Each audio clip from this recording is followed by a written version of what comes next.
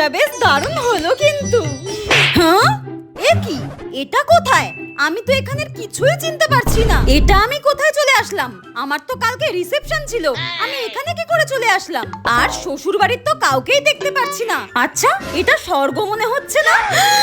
তার মানে আমি আমার রিসেপশনের দিন চুরি করে মিষ্টি গপ গপ করে খেতে গিয়ে নিঃশ্বাস বন্ধ হয়ে মারা গিয়েছি। এখন তাহলে আমি মরার পর স্বর্গে পৌঁছে গিয়েছি। এটা আমি কি করলাম? হে ভগবান, কেন যে আমি মিষ্টিগুলো ওরকম গপ গপ করে গিলতে গিয়েছিলাম? তাহলে আজকে আমাকে মরতে হতো না। একটা ঘন্টা আমি খিদে সহ্য করতে পারিনি। যদি পারতাম তাহলে আমাকে এখানে আসতে হতো না। ভালো লাগে না। কিন্তু একদিকে যা হয়েছে ভালোই হয়েছে, আমি স্বর্গে এসেছি। আমি যা পাপ করেছিলাম, ভাগ্যিস আমাকে নরকে পাঠায়নি, আমাকে স্বর্গে পাঠিয়েছে। এটাই আমার কাছে অনেক। যাই, এবার স্বর্গটা বেশ ভালো করে ঘুরে ঘুরে দেখে নিই। ওই মা,